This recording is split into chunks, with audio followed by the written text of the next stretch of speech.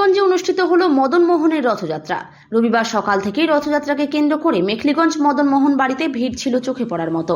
দুপুরের ভক্তদের জন্য ভোগের আয়োজন করা হয়েছিল। বিকেল হতেই দলে দলে ভক্তবৃন্দ এসে ভিড় জমাতে থাকেন রথের সামনে। এরপরেই শুরু হয় রথযাত্রা। রথযাত্রা মেখলিগঞ্জ মদন মোহন বাড়ি থেকে শুরু হয়ে মেখলিগঞ্জ চ্যাংরাবান্ধা সড়ক ধরে শহর পরিক্রমা করে মেখলিগঞ্জ থানায় এসে শেষ হয়।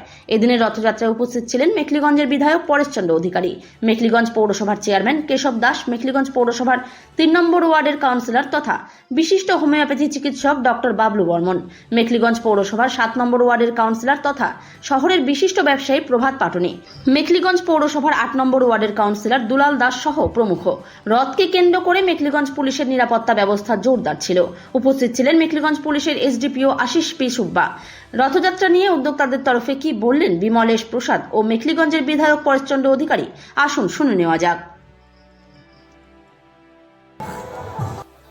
এটা পরম্পরা থেকে চলে আসতেছে, সেটাই নিয়ে আমরা আজকে রথযাত্রা এখান থেকে প্রত্যেক বছরে যেটা হয়, কেন আমাদের ২৫০ বছর আগে থেকে হয়, সেটা আমরা গ্রামবাসী মেখলিগঞ্জের গ্রামবাসী সব আনন্দ পায়। আমরা যতটুকু সামর্থ্য হয় ওইভাবে আমরা করি, ভালো মতন করতে চাই। ঠাকুরের কাছে এই কামনাই করবো যে এলাকার মানুষ যাতে শান্তি থাকে, যাতে সমস্ত মানুষ সুখে শান্তিতে বসবাস করতে পারে, এই কামনাই আমরা করবো আজকে।